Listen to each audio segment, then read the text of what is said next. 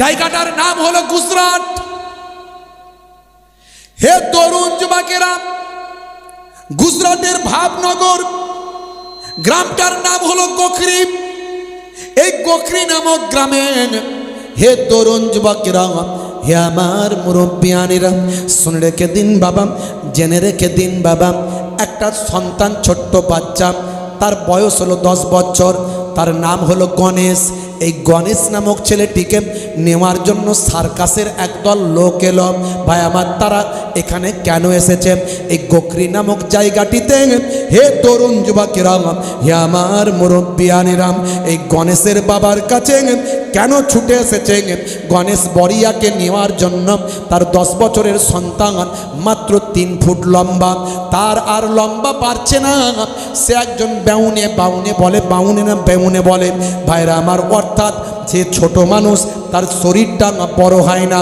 ভাই আমার, এই গণেশের বাবার কাছে এসে ওই সার্কাসের লোকগুলো 5 লাখ টাকা তাকে ছুড়ে দিয়ে দেয়, দিয়ে বলেন, হে গণেশের বাবা, তোমার সন্তান আর বড় হবে না, তাকে আমাদের ছোট বয়সে দিয়ে দাও, আমরা সার্কাসের কাজে লাগাই। গুজরাট ভাবনগর। 10 বছরের বাচ্চাটা 3 ফুট মাত্র লম্বা, 3 ফুট। বন্ধুরা আমার, তরুণ যুবকেরা আমার, গণেশের বাবা বলেন, না, আমার সন্তান আমার বোঝা নয়, আমার সন্তানকে আমি বিক্রি করব না, আমার সন্তানকে আমি লালন পালন করে বড় করতে চাই। আমার সন্তান কোনো আমার কাছে বোঝা নয় যে আমার সন্তানকে গরু ছাগলের মতো বিক্রি করতে হবে 5 লাখ টাকার বিনিময়ে। হে সার্কাসের লোকেরা, শুনে রেখে দাও, জেনে রেখে দাও, তোমরা ভুল জায়গায় এসেছ।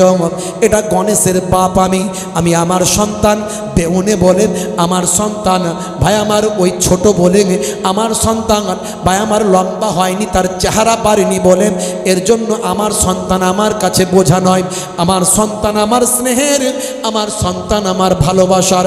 হে তরুণ যুবকেরা, 5 লাখ টাকা সার্কাসের মানুষগুলোর দিকে তিনি ছুঁড়ে ফিকে দেন।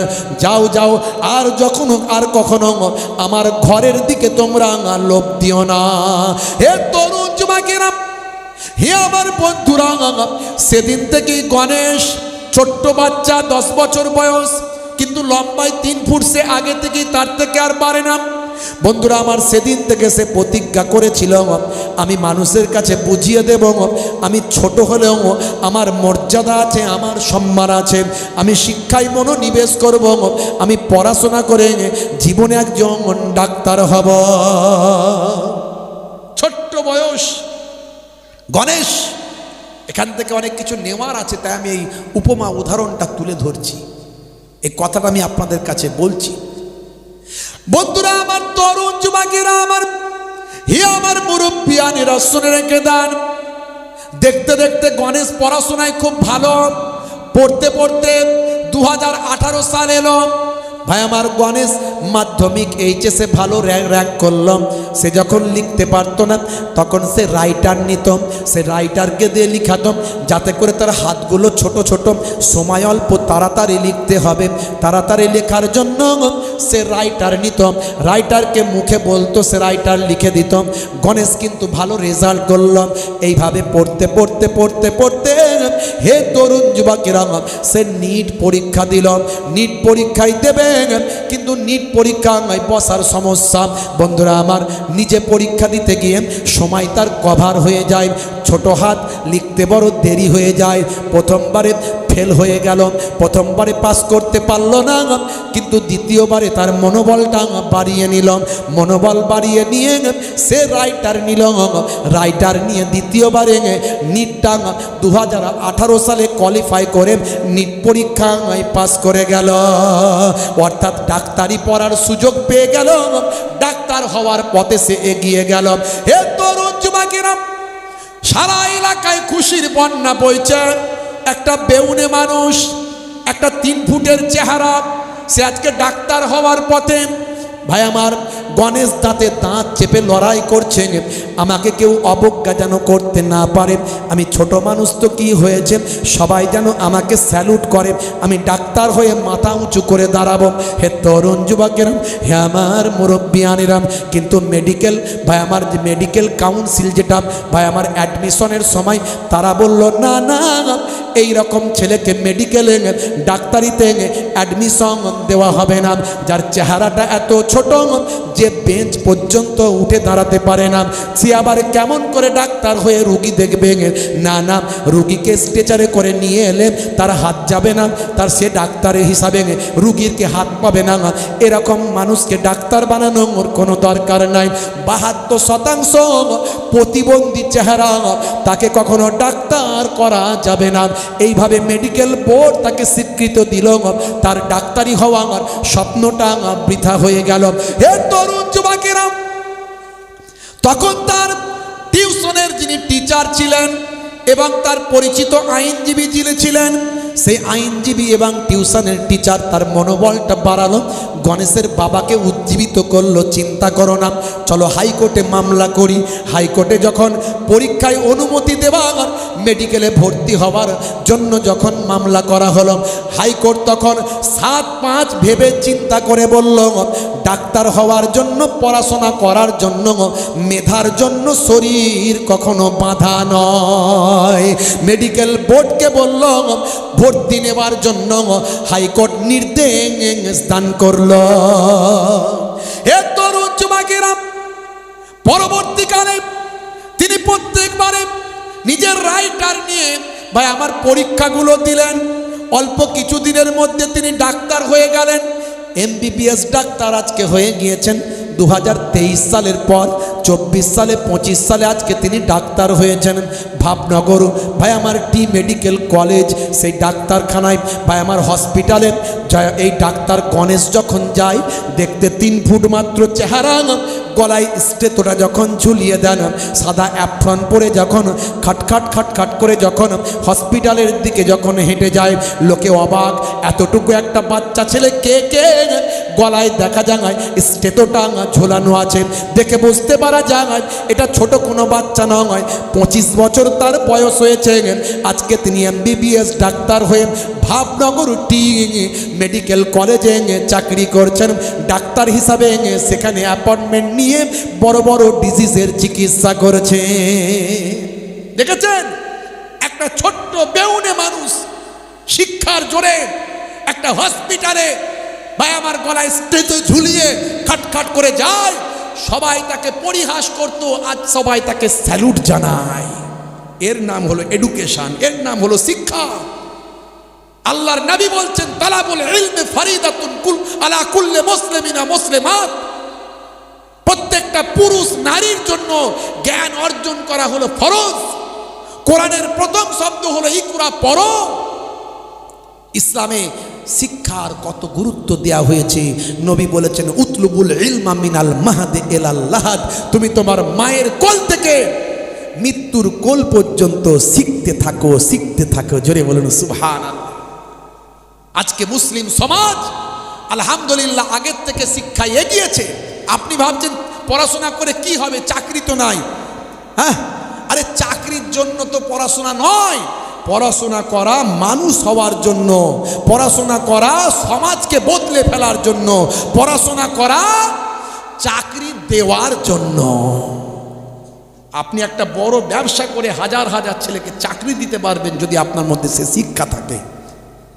ভাইরা আমার, তরুণ যুবকেরা আমার, আর আমাদের বিরুদ্ধে তো সবসময় লেগে আছে কিছু মানুষ যাতে আমাদেরকে পিছিয়ে দেওয়া যায়। এক সময় চাকরিতে আমাদের পার্সেন্টেজ অনেক বেশি ছিল, দেখতে দেখতে যত দিন যাচ্ছে তত পার্সেন্টেজ কমছে। এখন 1% 2% চাকরি করে কিনা বলা মুশকিল। তো এর বিরুদ্ধে প্রতিবাদ করতে হবে, লড়াই করতে হবে, আওয়াজ তুলতে হবে। তার জন্য তো শিক্ষা দরকার।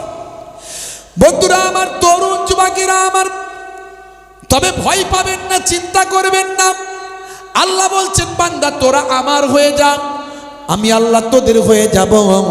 মাল্লাহুল মাওলা ফালাহুল কুল। বান্দা যখন আল্লাহর হয়ে যায়, কুল মাখলুকাত তার গোলাম হয়ে যায়। ভাইরা আমার, তরুণ যুবকেরা আমার, সব কিছুর মূলে আল্লাহর হতে হবে। আল্লাহ তো নিয়ামত দিয়েছেন, আল্লাহর নিয়ামত পেয়েছি, আল্লাহর নির্দেশ মানতে হবে। বন্ধুরা আমার, তরুণ যুবকেরা, আপনার জবান, আপনার পেট, আপনাকে তাকওয়াওয়ালা হতে হবে, হারাম থেকে বেঁচে চলতে হবে, নামাজি হতে হবে। নামাজের মধ্যে দিয়ে আল্লাহর সঙ্গে বান্দার কন্ট্যাক্টটা, যোগাযোগটা ঠিক রাখতে হবে। হে তরুণ যুবকেরা, আব্দুর রহমান আস-সুমাইতের কথা বলছিলাম। আব্দুর রহমান আস-সুমাইত আফ্রিকার প্রত্যন্ত এলাকার ভাই আমার বস্তির মানুষদের ব্যাপারে খবর পেলেন। হাজার হাজার মানুষ এখনো সেই বস্তিতে বাস করেন, যাদের মধ্যে কোনো দিন পৌঁছায়নি, কোনো ধর্ম পৌঁছায়নি, কোনো ধার্মিক ব্যক্তি তাদের কাছে গিয়ে ধর্মের বাণীটা কখনো দেয়নি, এমনকি ইসলামের প্রচারও হয়নি। তারা এমনকি আল্লাহকে চেনে না। যখন আব্দুর রহমান আস-সুমাইত এই ঘটনা জানতে পারলেন, তিনি বললেন, আফ্রিকার প্রত্যন্ত এলাকায় গিয়ে তাদের কাছে আমি মহান আল্লাহর বাণীটা পৌঁছাতে চাই। জোরে হবে না? জোরে হবে না? ভাইরা আমার, তরুণ যুবকেরা আমার, এমন সময় আব্দুর রহমান আস-সুমাইতকে লোকেরা বলল, হুজুর, এটা সাধারণ জায়গা নয়, এটা আফ্রিকার প্রত্যন্ত জঙ্গলময় এলাকা, এটা ভয়ঙ্কর জায়গা, এখানকার মানুষগুলোও ভয়ঙ্কর, আর এখানকার জীবজন্তুগুলোও সব ভয়ঙ্কর। এখানে গেলে আমরা যে কোনো বিপদে পড়তে পারি, যে কোনো বিপদে পড়তে পারি। আল্লাহর মাহবুব বান্দা আব্দুর রহমান আস-সুমাইত বড় আল্লাহওয়ালা মানুষ। সেই সময় তিনি বলেছিলেন, হে আমার সঙ্গীরা, শুনে রেখে দাও, যে বান্দা আল্লাহর হয়ে যায়, আমার আল্লাহ তার হয়ে যায়। লা তাখাফ ওয়ালা তাহজান ইন্নাল্লাহা মা'ানা, তোমরা ভয় পেও না, চিন্তা করো না, নিশ্চয় আমাদের সঙ্গে আমার আল্লাহ তিনি আছেন। হে দুনিয়ার মানুষ, শুনে রেখে দাও, জেনে রেখে দাও বাবা, তোমরা কিছু ভেবো না, চিন্তা করো না, আমি যাব, আমার সঙ্গে কে যাবে ঠিক করো। এমন সময় আব্দুর রহমান আস-সুমাইতের কয়েকজন মুরিদ, ভক্ত, ভালোবাসার মানুষ, তারা বলল, হুজুর, আমরা যেতে চাই। কয়েকজনকে সঙ্গে নিলেন। একজন দোভাষী, যে বিভিন্ন ভাষা বোঝেন, সেরকম দোভাষীর একজন মানুষকেও সঙ্গে নিলেন। বন্ধুরা আমার, বহু পথ দুর্গম এলাকা অতিক্রম করে ভাই আমার ওই জঙ্গলময় এলাকা, আফ্রিকার প্রত্যন্ত এলাকায় যাওয়ার আগে একটা ভয়ঙ্কর নদী পড়ে। সেই নদী অতিক্রম করার জন্য মাঝির সঙ্গে কথা বলেন। মাঝি বলেন, না না, ওই নদীতে ভয়ঙ্কর জীবজন্তু আছে, কুমির আছে, ওই নদীটা আমি ওই নদীতে কেউ নৌকা নিয়ে যায়নি, নদীর পার দিয়ে গেলে বিপদ আছে, ওখানে যাওয়া যাবে না। এমন সময় আব্দুর রহমান আস-সুমাইত, তার কথা কে না ভালোবাসে, তার জবানের কথা কার উপর তাসির কেমন হয়, কেমন করে বাবা। এমন সময় হুজুর বললেন, বাবা ছেলে রে, আমি যাব, আমার সঙ্গে চলো, আমার সঙ্গে গেলে তোমার কিছু হবে না বাবা, মহান আল্লাহ আমাদের হেফাজত করবে। আব্দুর রহমান আস-সুমাইত ওই মাঝিকে বলতে মাঝির হৃদয় বিগলিত হলো, হুজুর চলুন তাহলে যাই। হ্যাঁ, তা এমন সময় ভাইরা আমার নৌকায় চলতে শুরু করলেন। ভয়ঙ্কর জায়গা, চারিদিকে জীবজন্তু, জঙ্গলময় এলাকা, নদীতেও কুমির, এই রকম নদী যেখানে কোনো নৌকা যায় না। এই ভয়ঙ্কর পথ পাড়ি দিয়ে ওই জঙ্গলময় বস্তির সামনে গিয়ে পৌঁছালেন। ভাই আমার, ওই পারে গিয়ে নৌকা ঠেকলো। চারিদিক থেকে মানুষ, এরকম শহরে মানুষদেরকে তারা ঘিরে ফেলল। তারা তাদের ভাষায় বলল, এখানে কেন? তোমরা তো এখানে আসার কথা নয়, এখানে কোনো মানুষ তো এখানে আসে না। তারা তীর ধনুক নিয়ে চারিদিক থেকে ঘিরে ফেলল। একবার শুধু তাদের সর্দার যদি অনুমতি দেয়, তাহলে সঙ্গে সঙ্গে তাদেরকে হত্যা করা হবে। আব্দুর রহমান আস-সুমাইত, হে তরুণ যুবকেরা, পোলাইট ভাষায় মুচকি হেসে তাদের সঙ্গে কথা বলতে লাগলেন। তারা দোভাষীর মাধ্যমে কথাটা বলতে লাগল। এমন সময় দোভাষী বলল, শোনো হে সর্দার, শুনে রেখে দিন, ইনি হলেন একজন ভালো মানুষ, সৎ মানুষ, মিষ্টি মানুষ। ইনি তোমাদের কোনো ক্ষতি করতে আসেননি, ইনি তোমাদের কাছে এসেছেন মহান আল্লাহর পরিচয় দিতে। বিশ্ব ব্রহ্মাণ্ডের যিনি নিয়ন্ত্রণ, যিনি নিয়ন্ত্রণ করছেন, মহান স্রষ্টা, সেই আল্লাহর পরিচয়টা দেবার জন্য উনি এসেছেন। দেখেছেন কেমন তারা দিন পৌঁছে দিয়েছেন। আমি আপনি একে অপরের কাছে নামাজের দাওয়াতটা দিতে পারছি না, নিজেই ঠিকমতো নামাজ পড়তে পারছি না। আবার নিজে একটু পড়লে মনে মনে করছি আমি জান্নাতে চলে যাব, ও বেটারা জাপারে হোককে যাক। আল্লাহ নিজে বলেছেন, কু আনফুসাকুম ওয়া আহলিকুম নারা, নিজে বাঁচো, নিজের পরিবারকে বাঁচাও জাহান্নামের আগুন থেকে। আল্লাহ কোরআন মাজিদে বলেছেন, ওয়া আকিমুস সালাত, নামাজ কায়েম করো। শুধু পড়তে বলেননি, প্রতিষ্ঠা করতে হবে। অর্থাৎ নিজে পড়ো, তারপরে নিজের পরিবারকে পড়াও। নিজের স্ত্রী, নিজের ছেলে মেয়ে, নিজের বউ বাচ্চা, সেগুলো সব কভার হয়ে গেলে পাশের বাড়ি, তার পাশের বাড়ি, পাড়াতে, পাড়ায়, গ্রামে সব হয়ে গেলে পাশের পাড়া। এইভাবে নামাজকে কায়েম করো, প্রতিষ্ঠা করো। ভাইরা আমার, মুসলমান আজকে আমরা নামাজই ঠিকমতো পড়ি না। আল্লাহর সঙ্গে আমাদের যোগাযোগটা কমে গেছে। 1450 বছর আগে আল্লাহর নবী সেই নামাজকে প্রতিষ্ঠা করার জন্য কত কষ্ট করলেন, কত আঘাত পেলেন। অথচ এই নামাজই হলো আল্লাহর কাছে সবচেয়ে প্রিয় ইবাদত। আফজালুল ইবাদাতে ইবাদাতুস সালাত। আর যে সালাত আপনি আদায় করলে, ইন্নাস সালাতা তানহা আনিল ফাহশাই ওয়াল মুনকার, নামাজ আপনাকে অন্যায়, অশ্লীলতা, পাপ থেকে রক্ষা করবে। সেই নামাজ আমরা ছেড়ে দিয়েছি। 100 জনের 95 জন নামাজের সঙ্গে কন্ট্যাক্ট নেয়। আমার নানা যান ছোট হুজুর পীর কেবলা রহমাতুল্লাহ আলাইহি নামাজের ওয়াজ করতে গিয়ে বড্ড রেগে যেতেন।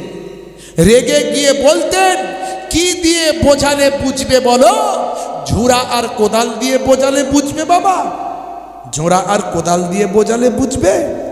হ্যাঁ, রেগে গিয়ে বলতেন। আমার দাদা যান মায়াপুর হুজুর, পিন্নাগড়ি হুজুর পীর কেবলা রহমাতুল্লাহ আলাইহি ভাই আমার বলতেন, দিনে রাতে 24 ঘন্টায় 12 মিনিট করে 5 12 60, 1 ঘন্টা নামাজে দিলে আমার আল্লাহ তোমার 23 ঘন্টা কামিয়াবি দান করে দেবেন। কথা ঠিক না ভুল?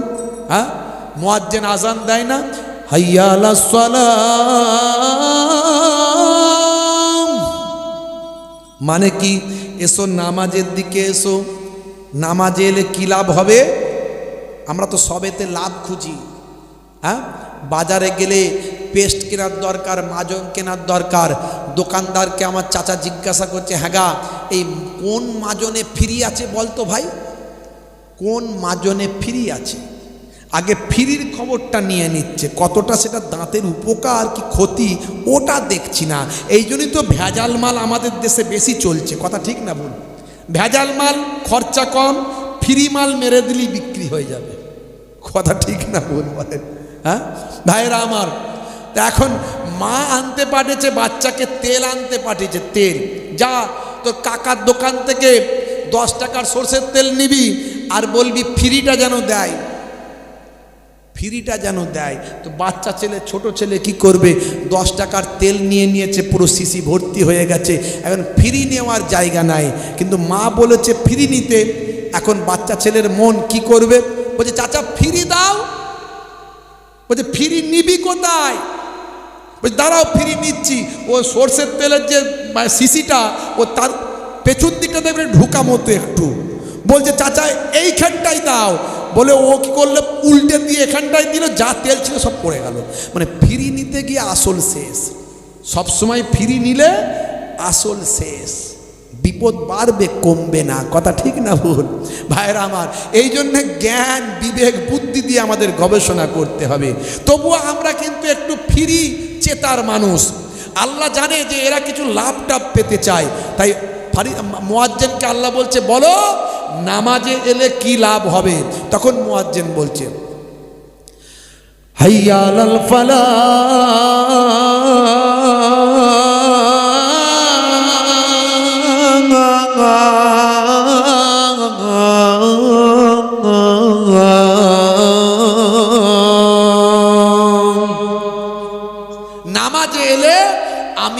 আল্লাহ তোমাকে কামিয়াবি দান করে দেব। জোরে হবে না? জোরে হবে না? তা আমরা কে কে কামিয়াবি পেতে চাই না? হাত তুলে দেখান তো দেখি। অনেকে হাত তুলেছে কিন্তু একটু ঝোঁকে ঝোঁকে। সবাই কামিয়াবি পেতে চান, তাই তো নাকি? হ্যাঁ, জোরে বলেন। হ্যাঁ, জোরে বলেন। বলছে হুজুর একটু নেশা নিয়ে বলুন। এখন নেশাখোর পাত্তাখোর বেড়ে গেছে না কমেছে? যত দিন যাচ্ছে নেশার জিনিস আমদানি বেশি হচ্ছে, বুঝতে পারছেন? শাহরুখ খান তিরঙ্গা খাচ্ছে, ভাই ওরা খাবার লোক। অজয় দেবগান সেও নাকি কি যেন একটা বিমল নাকি খাচ্ছে। এই যে মোবাইলে পাঠায় আমাকে অনেক ছেলে, বুঝতে পারছেন? এগুলো বলি তো সেই জন্য পাঠায়। আচ্ছা বলুন তো, শাহরুখ খান অজয় দেবগান এরা বিমল খাওয়ার লোক? হ্যাঁ, বলছে করো কমল, হৃদয় হবে কমল, খাও তোমরা বিমল। উনি সর্বনাশ। হ্যাঁ, আর মুসলমানের ছেলে মনে মনে করছে সত্যি আমার হৃদয়টা মনে হয় কমল হয়ে যাবে, আমি বিমল খাই। বিমল খাচ্ছে, নেশা করছে।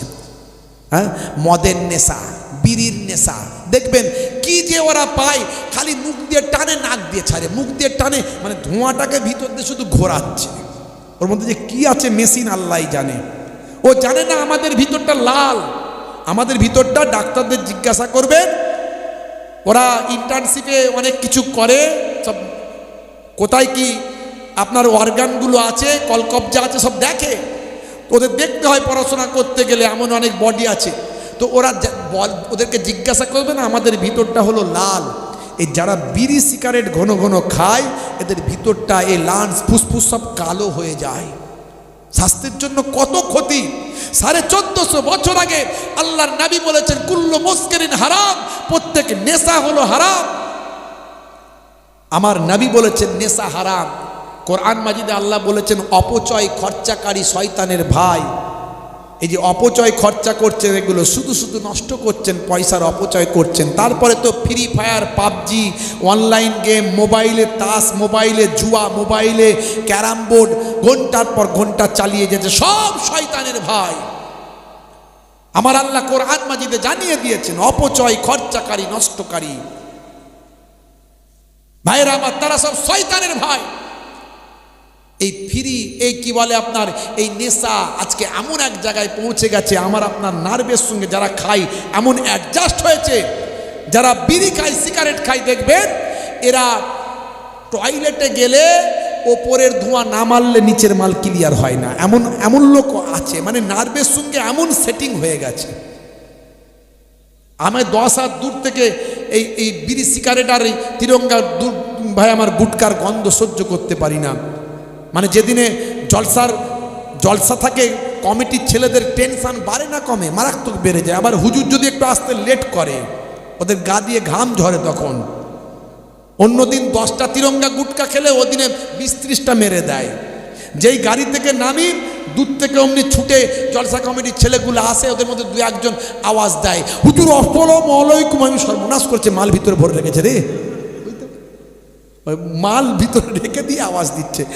যা হবে হবে, ওই জলসাতেই বলবো, সবার মাঝে দেবো, যার কথা তার গায়ে লাগবে বুঝে নেবে সে। এই ডাইরেক্ট বললে আবার যদি মনে দুঃখ লেগে যায়, এই একবার তার গ্রামে এসে দুঃখ দিয়ে যাবে, এটা তো ঠিক নয়, কথা ঠিক না বোন।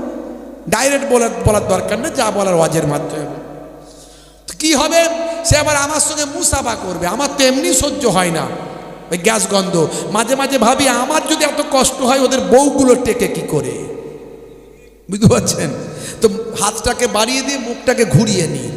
কিন্তু হলে কি হবে, যেখানে বাঘের ভয় সেখানে সন্ধে হয়। ও কানের কাছে এসে বলে হুজুর দোয়া করবেন। ওই ভাই দোয়া পরে হবে, সাইড দূর থেকে কথা বলো, দূর থেকে কথা বলো, দোয়া পরে হবে। মানে এমন নেশা আজকে কোন জায়গায় চলে গেছে একটু ভাবুন। নেশা থেকে বাঁচুন। আমার নবী বলেছেন নেশা হারাম। নেশা, আরে বাবা কেউ বলছে মাকরু, তো মাকরু হলেও তো সেটা অপছন্দনীয়। কেন আপনি খাবেন? আমাকে মাঝে মাঝে মনে মনে করে যে হুজুর এত নেশার বিরুদ্ধে বলে, দেখি তো একটু হুজুরকে টেস্ট করে। খাওয়ান দাওয়ান জলসায় যাওয়ার পরে, মেহমানদারি করার পরে কিছু ছেলে আবার এরকম বদমাইশি করে বলে, হুজুর কি পান দেব, 120 না 420? আমি সর্বনাশ করেছি। তা আমি বুঝতে পারি ও বেটা আমাকে টেস্ট করছে। আমি বলি ও যখন ওইভাবে কথা বললো, তাহলে আমি ওকে একটুখানি নাড়িয়ে ঘেটে দেখি একটুখানি। আমি বলি আমি 120ও খাই না, 420ও খাই না। বলতে হুজুর তাহলে বলুন কোন জর্দা দেব? আমি কোনো জর্দা আমি খাই না, মানে আমি ওকে একটু ঘোরাচ্ছি। তাহলে হুজুর কি দেব? দোক্তা দেব? আমি দোক্তাও আমি খাই না। তাহলে কি খান হুজুর? সাদা পান? আমি সাদা পানও খাই না। তাহলে কি খান হুজুর?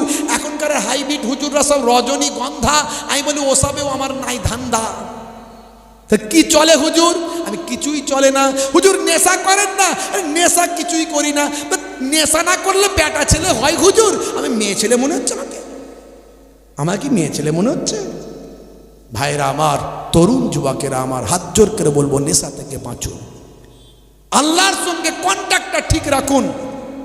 প্রতিজ্ঞা করুন নামাজি হয়ে যাবেন। আজ থেকে প্রতিজ্ঞা করুন নামাজি হয়ে যাবেন। আফ্রিকার প্রত্যন্ত এলাকায় আব্দুর রহমান আস-সুমাইত যখন গেলেন, তারা বলল ঠপ বুঝতে পারলাম ওনার কথা ভালো লেগেছে, তবে আমাদের এখানে একটা বিপদ হলো, এখানে পানি হয় না বহুদিন থেকে পানি বর্ষণ হয় না। যদি তোমার আল্লাহ সত্য হয় তাহলে আল্লাহকে বলো একটু পানি দিয়ে দিতে। যদি তিনি পানিটা দিয়ে দেন তাহলে আমরা সবাই তোমার হাতে হাত দিয়ে তোমার আল্লাহকে আল্লাহ বলবো, তোমার নবীর কালেমা পড়ে নেব। জোরে হবে না? জোরে হবে না? শর্তটা কি মনে হচ্ছে খুব সহজ শর্ত? কি জি আমাদের মতো মৌলবী হলে কি বলতো, ও তোমার বয়ে গেল, তুই জান্নাত যাবি কি জাহান্নাম যাবি দেখে নেবি, আমি আমার চললাম। কথা ঠিক না ভুল? হ্যাঁ, আমি বলবো আল্লাহ পানি দেবে তবে তুমি আল্লাহকে মানবে, আমার দেখার দরকার নাই। কথা ঠিক না ভুল? হে তরুণ যুবকেরা, আব্দুর রহমান আস-সুমাইত এমন সময় মুচকি হেসে বললেন, বলে দাও তাই যদি কথা হয়, ওটাই যদি ওদের শর্ত হয়, তাহলে বলে দাও ওরা ওই সর্দারকে জানিয়ে দাও, সে যেন তার দলের যত মানুষ আছে সব মানুষকে আমার সামনে হাজির করে। জোরে হবে না? জোরে হবে না? হ্যাঁ ভাইরা আমার, একটু ভাবুন তো তার মনের জোরটা কোথায়।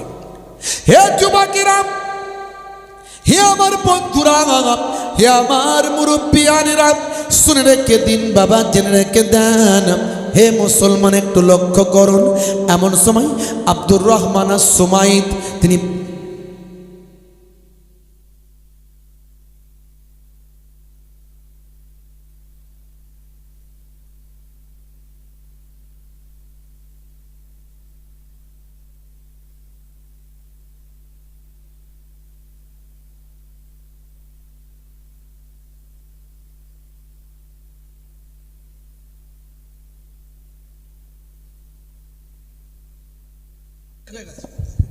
আর হয়ে গেছে অনেক।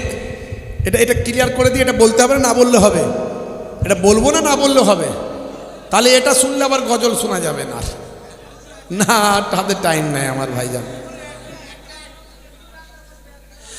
হে তরুণ যুবকেরা, এমন সময় দেখতে পাওয়া যায় আব্দুর রহমান আস-সুমাইত মস্ত বড় আল্লাহর দ্বীনের দায়ী, আল্লাহর মাহবুব বান্দা, সেই সময় বলেছিলেন, ও দোভাষী, তুমি বলে দাও তাদের সর্দারকে, এটাই যদি তাদের শর্ত হয় তাহলে তাদের দলের যত মানুষ আছে সবাইকে আমার সামনে যেন হাজির করা হয়। এমন সময় ভাই আমার সর্দার নির্দেশ দিলেন, যাও যে যেখানে আছে সবাইকে এখানে হাজির করে দাও।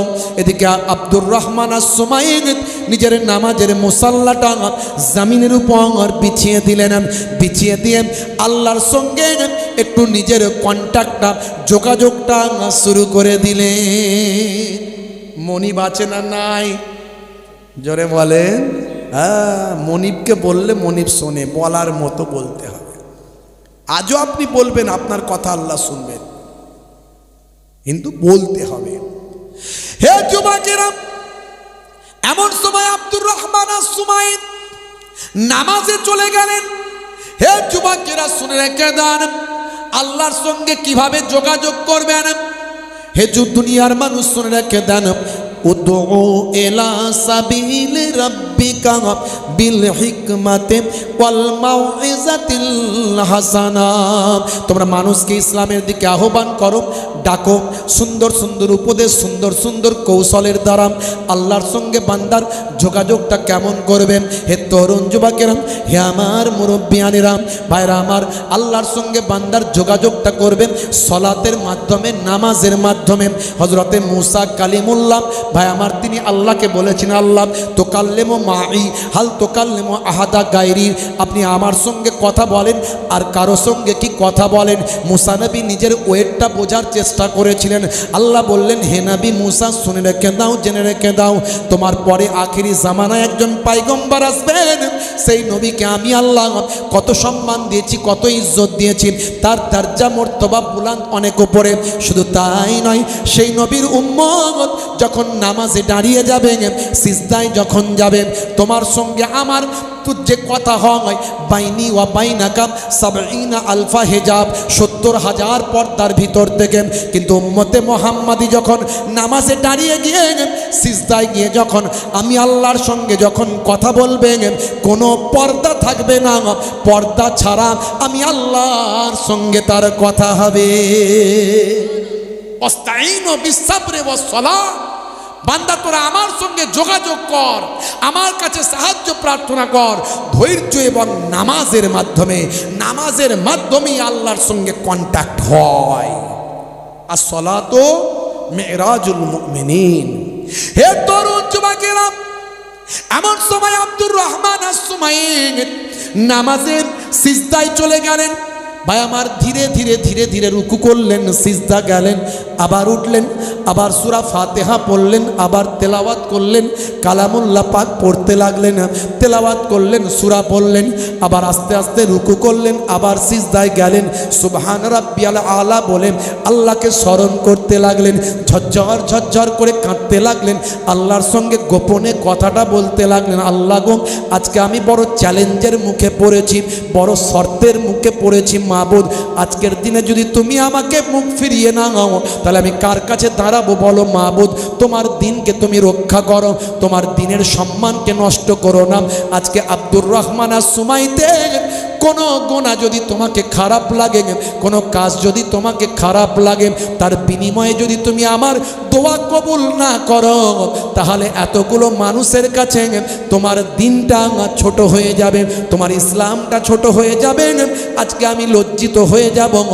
আমার আল্লাহ, আব্দুর রহমানের গোনার খাতিরে তুমি যেন তোমার দিনকে ছোট করে দিও না মাবুদ। আল্লাহ, তুমি আমার দোয়াটা কবুল করে নাও।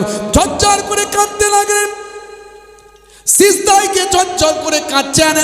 এমন সময় দেখতে পাওয়া যায় সূর্যটা মেঘেতে আড়াল হয়ে গেল, কালো মেঘ হয়ে গিয়ে বড় বড় ফোঁটা ঝরঝর করে পানি পড়ে সেই জমিনটা ভিজিয়ে দিল।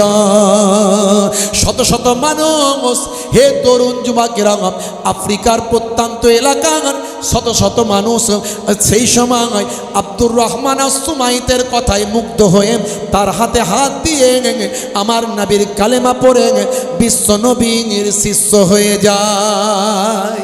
জোরে হবে না? সেই নামাজ, আজকের আলোচনা থেকে বলে গেলাম, নামাজ ছাড়বেন না, বুঝতে পারছেন? বান্দা নামাজ পড়ো, আঁকড়ে ধরো, ছেড়ো না নামাজ জীবনে, করো না কাজা, হবে যে সাজা, দোজখ ঠিকানা আখিরাতে, দোজখ ঠিকানা আখিরাতে। ফজর গেল ঘুমে ঘুমে, জোহর বেলাতে কাজ, আসর গেল তাসার আড্ডায়, মাগরিব হেলা ফেলায়। নামাজ তোমার সঙ্গের সাথী, নামাজ হলো গোরের বাতি, নামাজ বিনা এই দুনিয়ায় সবই যে বৃথা। বান্দা নামাজ পড়ো, আঁকড়ে ধরো, ছেড়ো না নামাজ জীবনে, করোনা কাজা হবে যে সাজা, দোজখ ঠিকানা আখিরাতে, দোজখ ঠিকানা আখিরাতে। আল্লাহ রাব্বুল আলামিন আমাদের প্রত্যেককে নামাজি বানিয়ে দেন। বলুন আল্লাহুম্মা আমিন, বলুন আল্লাহুম্মা আমিন। কারা কারা নামাজি হবে একটু হাতটা তোলেন তো দেখি। অনেকে তুলছেন না, ক্যান্সার হতে পারে, প্যারালাইসিস হতে পারে, হার্ট অ্যাটাক হতে পারে, অ্যাক্সিডেন্টে মৃত্যু হতে পারে। সবাই তুলেছে তো? তোলেন। নারে তাকবীর, নারে তাকবীর।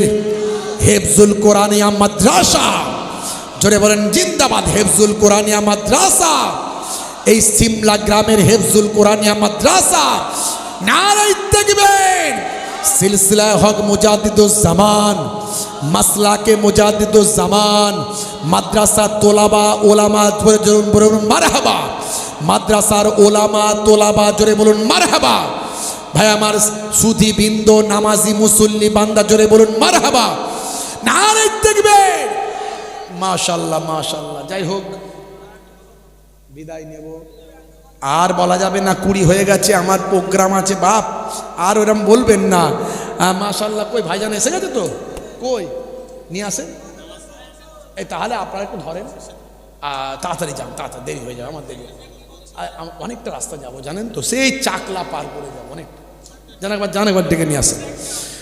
দরুদ শরীফ আল্লাহুম্মা। 20 হয়ে গেছে না, সমস্যা হয়ে যাবে। আর নিয়ে আসেন। আপনারা ধরবেন, আপনারা ধরবেন। নিজে বুটে করে এসে নামাজিকে মারছে, এটা ভাইরাল হয়েছে, আপনারা দেখেছেন। সেই নামাজিরা, সেই ইমাম সাহেব, সেই মসজিদের মাইকে আওয়াজ দিয়ে ভাই আমার এক গাড়ি অমুসলিম হিন্দু ভাইদের প্রাণকে রক্ষা করলো। এর নাম হলো ইসলাম।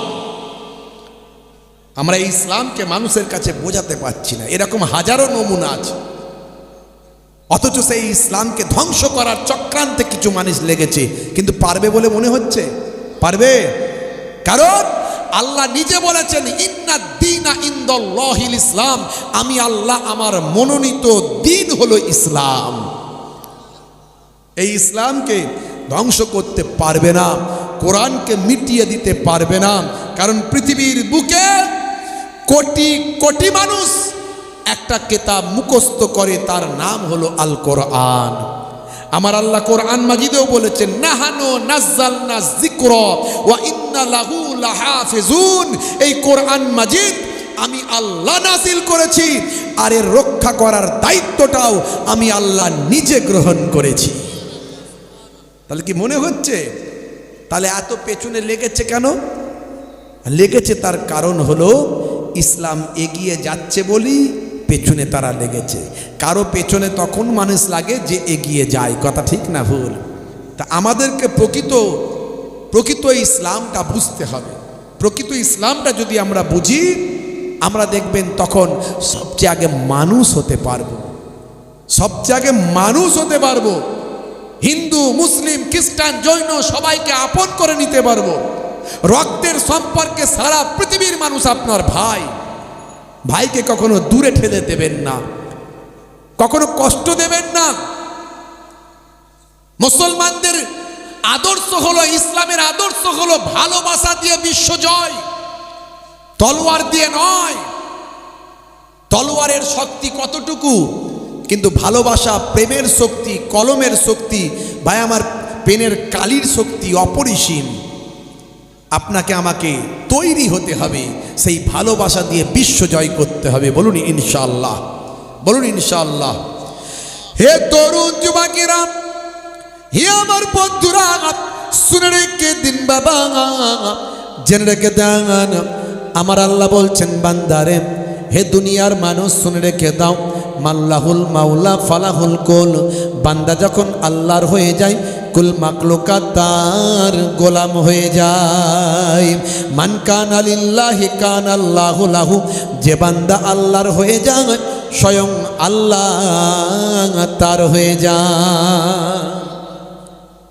ভাইরা আমার, তরুণ যুবকেরা আমার, আমাদের একটা মালিক আছে, সেই মালিকের নাম কি? জোরে বলেন কে? জোরে বলেন কে? আমাদের একজন মালিক আছে, দুনিয়াতে আপনি যাকে বিশ্বাস করবেন সেই আপনার সঙ্গে প্রতারণা করতে পারে। হে তরুণ যুবকেরা, এ স্বার্থের দুনিয়াতে সব জায়গায় শুধু স্বার্থ আর স্বার্থ। যদি কিছুটা নিঃস্বার্থভাবে ভাই আমার কোনো কিছু ঘটে থাকে, নিঃস্বার্থভাবে আপনার পাশে কেউ যদি কিছুটা দাঁড়ায়, সেটা হলো কেবলমাত্র আপনার বাম্মা। আপনার বাম্মা ছাড়া নিঃস্বার্থভাবে ভালোবাসার আর তৃতীয় কাউকে পাবেন না। হতে পারে আপনার বড় ভাই, তার মধ্যে হয়তো কিঞ্চিত নিঃস্বার্থ ভালোবাসা থাকলেও থাকতে পারে, যেহেতু বাপের পরই বড় ভাইয়ের স্থান। হে যুবকেরা, এছাড়া পৃথিবীতে আপনি কারো নিঃস্বার্থ ভালোবাসা পাবেন না। হে যুবকেরা, হে আমার বন্ধুরা, কিন্তু শুনে রাখুন, হে যুবকেরা, আপনি আমি এই স্বার্থের দুনিয়ায় আমাদের কেউ না হয়, আপনার ডাকে কেউ সাড়া দেয় না বাপ, আপনার হয়ে কেউ কথা বলার নাই বাপ, আপনার হয়ে কেউ প্রতিবাদ করার লোক নাই বাপ, কৈফিয়ত তলব করার কেউ নাই। যাকে আপনি ভাবছেন আপন, সে ঠিক সময় আপনার ডাকে সাড়া দেয় না, আপনি বিপদে পড়লে পাশে থাকে না। কিন্তু একজন আমার মালিক আছেন, তাকে যদি আমি ডাকার মতো ডাকতে পারি, যে কোনো অবস্থায় তিনি আমাদের সাহায্য করবেন। তিনি আর অন্য কেউ নন, তিনি হলেন মহান আল্লাহ তাআলা। জোরে হবে না? জোরে হবে না? অসম্ভবকে সম্ভব করে দেবেন, একমাত্র সেটা আল্লাহই পারেন, পৃথিবীর আর কারো ক্ষমতা নাই। অসম্ভবকে সম্ভব করতে পারেন সেই আল্লাহকে আপনাকে আপন করতে হবে, মহান আল্লাহর সঙ্গে কন্ট্যাক্টটা করতে হবে, আল্লাহর সঙ্গে যোগাযোগটা রাখতে হবে, তবেই আপনার দোয়া আল্লাহর আরো সে কবুল হবে। হে তরুণ যুবকেরা, হে আমার বন্ধুরা, শুনে রেখে দিন বাবা, জেনে রেখে দেন। আমি একটা বাস্তব উদাহরণ আপনাদের দিয়ে যাই। হে যুবকেরা শুনে রেখে দেন, বাস্তব উদাহরণটা দিচ্ছি। আমি কোনো ইতিহাস থেকে বলছি না, আমি কোনো সায়েন্স বিজ্ঞান থেকে বলছি না, কিংবা আমি অলিয়া উলিয়াদের কোনো ঘটনা, নবী রাসূল পয়গম্বরদের ঘটনা থেকে বলছি না। আমরা বাস্তববাদী মানুষ, বাস্তব উদাহরণ দিলে আমাদের বড় ভালো লাগে। বাস্তব উদাহরণটা দিলে কোরআন হাদিসের সঙ্গে কন্ট্যাক্ট রেখে কোরআন হাদিস পাকের সঙ্গে টাই আপ করে বাস্তব উদাহরণটা দিলে আমাদের বড় ভালো লাগে। হে যুবকেরা, আমি আপনাদের মাঝখানে একটা উদাহরণ দিই। একজন আল্লাহওয়ালা মানুষ, একজন দ্বীনের দায়ী, একজন আল্লাহর মাহবুব বান্দা, একজন ওয়াইজ, একজন দ্বীনের দায়ী। তার নাম হলো আব্দুর রহমান আস-সুমাইত। বাড়ি তার হলো ভাই আমার কুয়েতে। তিনি 2013 সালে ইন্তেকাল করেছেন। দীর্ঘ 30টা বছর ধরে দ্বীনের দাওয়াতটা দিয়েছেন। আমার আপনার মতো নামাজি মানুষদের কাছে নয়, আমার আপনার মতো কালেমাওয়ালা মানুষদের কাছে নয়। তিনি দীর্ঘ 30টা বছর ধরে দ্বীনের দাওয়াত দিয়েছেন। যাদের মধ্যে দ্বীন নাই, ইসলাম নাই, কলেমা নাই, তাদের কাছে দাওয়াতটা তিনি দিয়েছেন।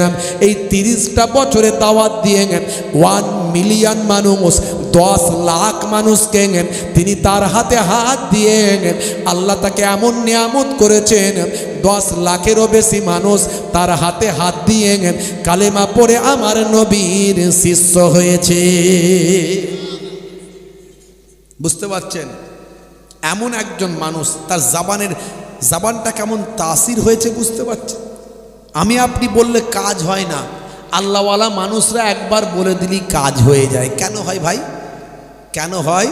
তাদের জবানও পবিত্র, পেটও পবিত্র, মনও পবিত্র, অন্তরও পবিত্র, তার কাল্পটা ভালো, তার সারা শরীরটা ভালো। আপনিও তো নামাজ পড়েন, কাজ হচ্ছে না কেন?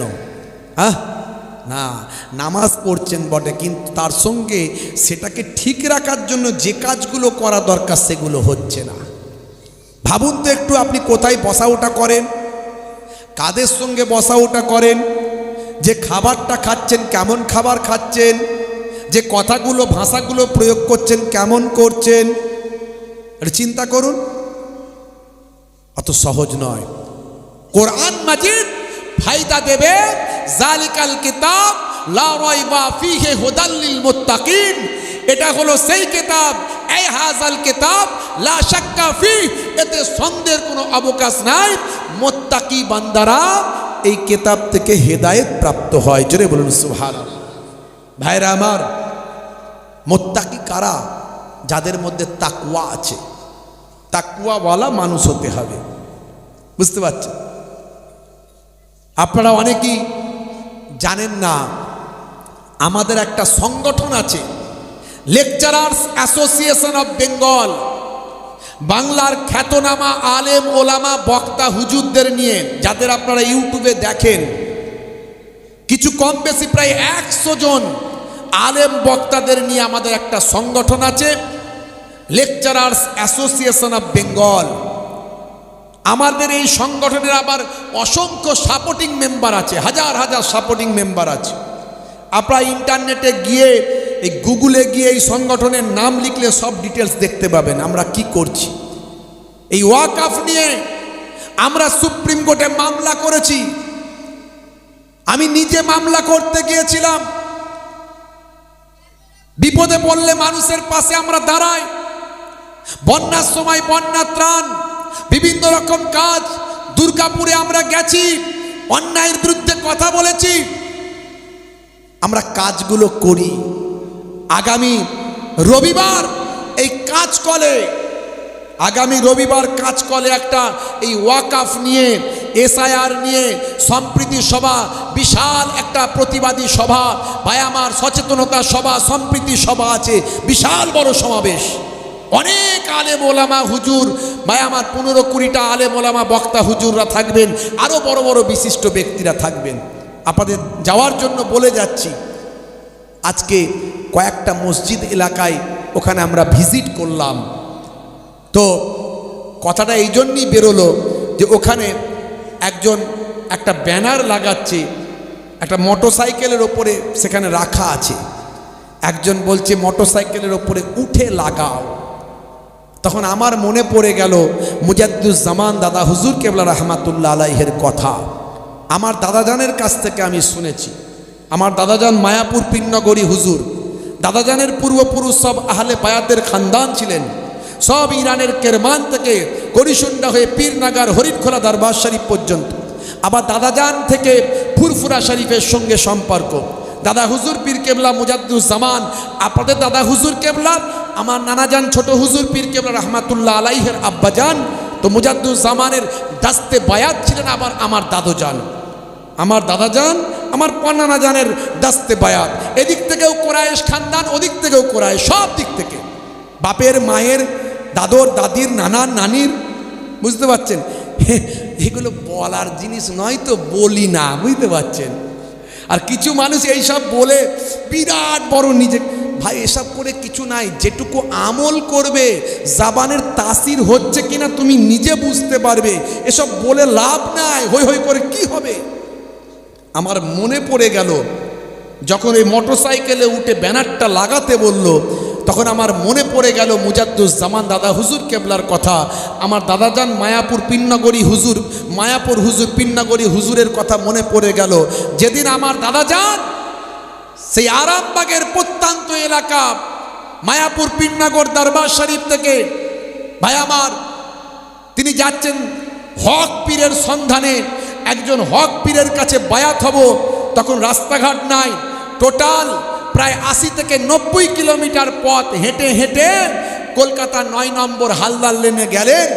দাদাজান সেদিনকারের ইতিহাসটা বলেন, আমি হুজুরের হাতে হাত দিয়ে বায়াত হব, মুজাদ্দুজ্জামানের হাতে হাত দিয়ে বায়াত হব। বাবা তোমার পর্নানা যান, তোমার পর্নানা জানের কাছে আমি হাতে হাত দিয়ে বায়াত হব। না, দাদাজান এই গল্পটা শুনিয়েছিলেন। তখন বাংলাদেশ থেকে অনেকগুলো আলেম এসেছে মুজাদ্দুজ্জামানের কাছে ফতোয়া নেওয়ার জন্য। হুজুর দস্তখত করে দিন। এই ফতোয়াটা দেখলেন, দেখার পরে হুজুর বললেন, বাবা ঠিক আছে। হুজুর দস্তখত করে দিন। বাবা পেন দাও, কলম দাও, কলম দাও। তো কলম আর পাওয়া যাচ্ছে না। মসজিদের এক কোণাতে একটা ছাত্রের বইপত্র আছে, সেখানে একটা কলম আছে। একটা মৌলানা সাহেব সেই কলমটা নিয়ে এসে হুজুরের হাতে দিয়েছে। হুজুর রেগে গেলেন, বাবা কার পেলে তুমি দিয়ে দিলে? যার কলম তার অনুমতি নিয়েছ, যার কলম তার অনুমতি নিয়েছ। ভেবে দেখেছেন তাকওয়া কাকে বলে? জাবানটা কখন তাসির হবে, কখন আপনার কথায় কাজ হবে? অত সহজ নয়। আমার মনে পড়ে গেল, আহারে এক কলম লিখবে, এক পয়সাও খরচা হবে না, খালি একটা সিগনেচার, সেটাও যে মালিক তার অনুমতি ছাড়া পেনটা নেওয়া যাবে না, কলমটা নেওয়া যাবে না। আমি বললাম আপনি যে মোটরসাইকেলটায় উঠতে বলছেন, কার মোটরসাইকেল আগে ডেকে জিজ্ঞাসা করে সে অনুমতি দিলে তারপরে উঠতে হবে, তখন বাকি অন্যান্য সব যার মোটরসাইকেল, না হুজুর উঠুক, আমার উঠুক উঠুক হুজুর উঠুক। বুঝতে পারছেন? এর নাম তাকওয়া। তাকওয়াটা বুঝতে হবে, জাবানটা কখন আপনার কাজে লাগবে। নামাজ পড়লেই শেষ নয়। আর তাকওয়া হা হোনা, আল্লাহর নবী বলছেন তাকওয়াটা এখানে আছে, যার অন্তরটা ভালো তার সারা শরীরটা ভালো, যার অন্তর খারাপ তার সারা শরীর খারাপ। ওই এলেমের বড়াই দেখিয়ে কোনো লাভ নাই, ও পীরের পীরত্ব দেখিয়ে কোনো লাভ নাই, ও খানদান বংশ ও রক্ত ওসব দেখিয়ে কোনো লাভ নাই। যদি আপনার কাজটা যদি ভালো না হয়ে থাকে, কত বড় হাজি সাহেব, গাজী সাহেব, হুজুর সাহেব, পীর সাহেব, মৌলানা সাহেব, মুফতি সাহেব, না না না না বাবাজি আমার, ভাইরা আমার, আল্লাহ বলছেন বান্দা তোরা আমার হয়ে যা, আমি আল্লাহ তোদের হয়ে যাব। জোরে হবে না? ভাইরা আমার, বান্দা তোরা আমার হয়ে যা, আমি আল্লাহ তোদের হয়ে যাব। হে তরুণ যুবকেরা, হে আমার বন্ধুরা, শুনে রেখে দিন বাবা, জেনে রেখে দেন, আব্দুর রহমান সুমাইত মস্ত বড় একজন ভাই আমার, আল্লাহওয়ালা মানুষ। বিরাট তার এলেম নাই, বিরাট তার আমল নাই, কিন্তু তার হৃদয়টা বড় ভালো। তাকওয়াওয়ালা মানুষ, পরেশগার মানুষ। জীবনে জিন্দেগিতে 30টা বছর 3 দশক ধরে ইসলামের খেদমতটা তিনি করেছেন। ভাইরা আমার, তিনি নামাজিদের কাছে নয়, রোজাদারদের কাছে নয়, বরং যারা আল্লাহ চেনে না, নবী চেনে না, তাদের কাছে গিয়ে তিনি খেদমত করেছেন। হে যুবকেরা, 2013 সালে তিনি ইন্তেকাল করেছেন। ইন্টারনেট সার্চ করলে পাবেন 2013 সালে তিনি ইন্তেকাল করেছেন বাবা। তার আগে পর্যন্ত তিনি কিছু কম বেশি তার দাওয়াতে, তার হিকমায়, তার মুখের কথায়, তার তাসিরে 10 লাখ মানুষ ইমানের কালেমা পড়ে দয়ার নবীর শিষ্য হয়েছে। ভেবে দেখেছেন একটু? ভাইরা আমার, আল্লাহ তাকে কি জ্ঞান দিয়েছিলেন, কি এলেম দিয়েছিলেন। বন্ধুরা আমার, তরুণ যুবকেরা আমার, সেই আব্দুর রহমান সুমাইত, কুয়েতের বিখ্যাত দায়ী, তিনি হিকমা এবং প্রজ্ঞার দ্বারাই কথা বলতেন।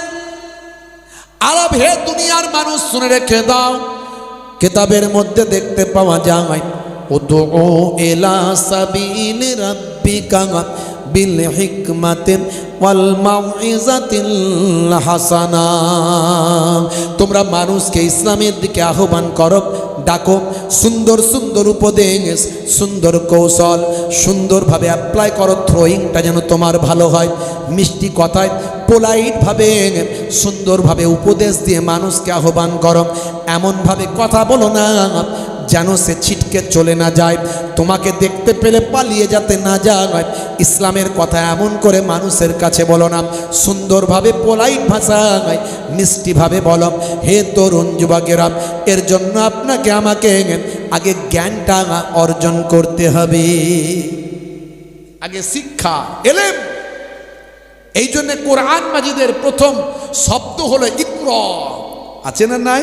সূরা আলাকের প্রথম আয়াতে আল্লাহ বলেছেন ইকরা বিইসমি রাব্বিকাল্লাযী খলাক। ভাইরা আমার, সূরা আলাকের প্রথমে আল্লাহ বলেছেন পড়ো। শিক্ষার উপর গুরুত্ব দেওয়া হয়েছে।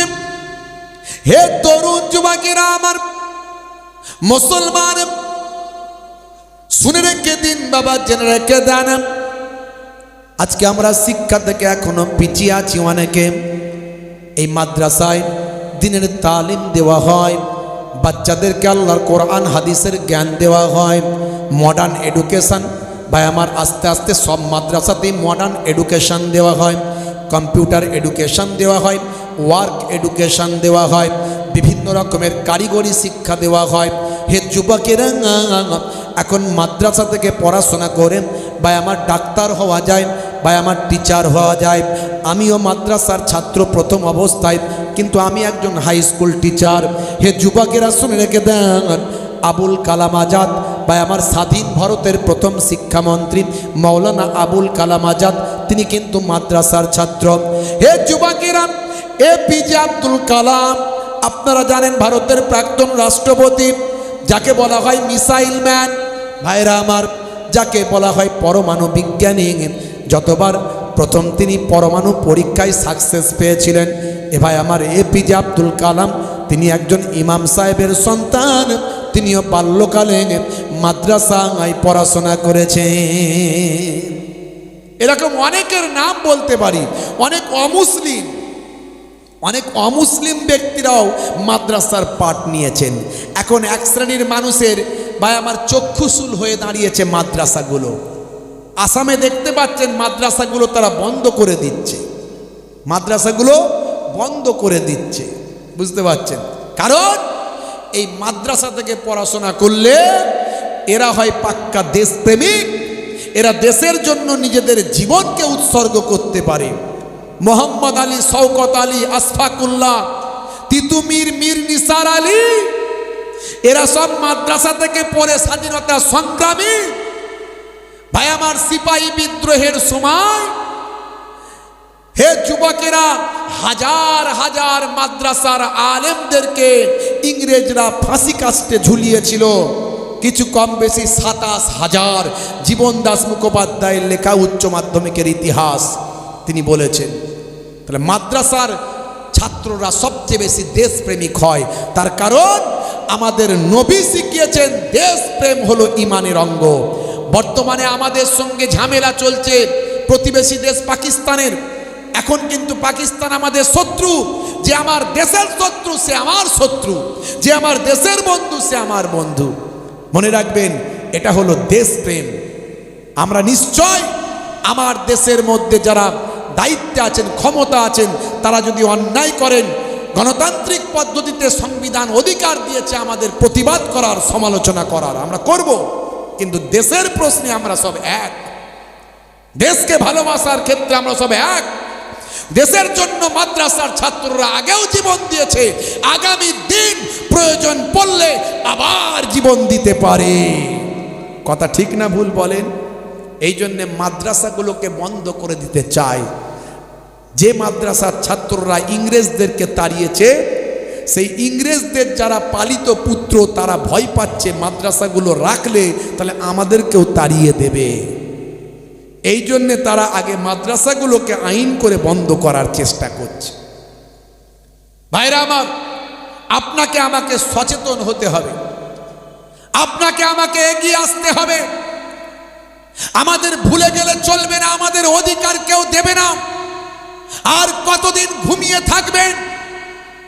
মাথায় রাখুন, আপনি ঘুমিয়ে আছেন, আপনার ঘরেতে চোর ঢুকেছে, আপনি মনে মনে করছেন কি আর করবে চোর, দেখি তো কি করছে, আমি উঠবো না। চুপি চুপি দেখছেন চোর আলমারি ভাঙছে, আপনি দেখছেন চোর টাকা বের করছে, আপনি দেখছেন চোর পালিয়ে যাচ্ছে, তাও আপনি দেখছেন। আপনার কোনো অস্তিত্ব নাই, আপনার বেঁচে থাকা আর মারা যাওয়া সমান। আপনি বুঝতে পারছেন আমার পূর্বপুরুষের দেওয়া ওয়াকাফের সম্পত্তি হরণ করা হচ্ছে, চক্রান্ত চলছে, আমার পূর্বপুরুষের সম্পত্তি কেড়ে নিতে চাইছে। ভাইরা আমার, বড় বড় বিজ্ঞ অ্যাডভোকেটরা পর্যন্ত বলেছেন এই ওয়াকাফের নতুন আইনে মুসলমানদের সম্পত্তি কেড়ে নেওয়ার চেষ্টা চলছে। আমি আপনি তারপরেও ঘুমিয়ে যদি থাকি, তাহলে এর থেকে আমাদের কি হওয়া উচিত বলুন? আপনার আমার বাপ চোদ্দ পুরুষ এই পিছিয়ে পড়া সমাজকে এগিয়ে নিয়ে যাওয়ার জন্য, আমার আপনার ঘরের সন্তানগুলোকে সুশিক্ষায় শিক্ষিত করার জন্য, আমার আপনার মাদ্রাসা মসজিদগুলোকে রক্ষা করার জন্য সঠিকভাবে পরিচালনা করার জন্য আমার আপনার ঘরের মানুষেরা মারা গেলে তাদের কবরস্থান, ধনী মানুষেরা তাদের জায়গা দিলেন আমাদের কবরস্থানগুলোর জন্য।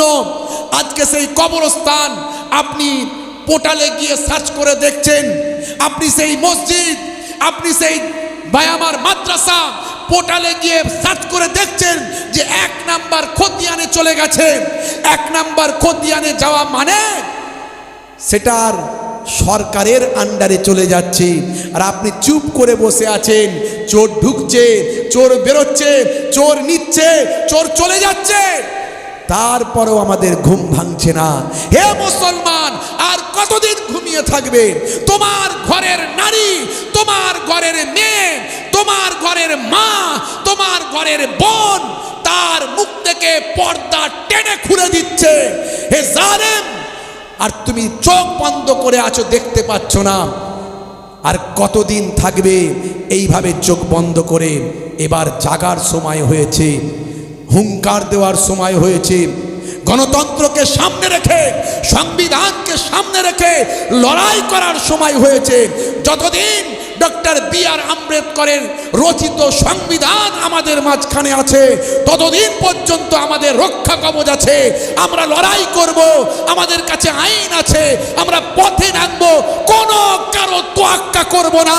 আমরা রাজপথ স্তব্ধ করে দেব, সময় এসেছে। কথা ঠিক না ভুল বলেন? কথা ঠিক না ভুল বলেন? সে সময় কিন্তু এসে গেছে। আমরা আলটিমেটাম দিতে চাইছি, ওয়াকাফ নিয়ে ছেলে খেলামি করবেন না। ওয়াকাফের সম্পত্তি 1 নাম্বার খতিয়ানে আমরা দেখতে চাই না। আমাদের বাপ চোদ্দ পুরুষের সম্পত্তি যদি নিয়ে নেন, তার জন্য মুসলমান নিজেদের রক্তের শেষ ফোঁটা পর্যন্ত দিতে প্রস্তুত আছে ইনশাআল্লাহ। ভাইরা আমার, তরুণ যুবকেরা আমার, ইন্টারনেটের মাধ্যমে, মিডিয়ার মাধ্যমে সমস্ত মানুষের কাছে বার্তা দিতে চাই, প্রয়োজন হলে রাস্তায় নামতে হবে। রাজি আছেন তো আপনারা? রাজি আছেন তো? কোন দল মত রাজনীতি দেখবেন না, এটা কওমের প্রশ্ন। রাজনীতি রাজনীতির জায়গায় রাখুন, রাজনীতি পার্টি পার্টির জায়গায় রাখুন।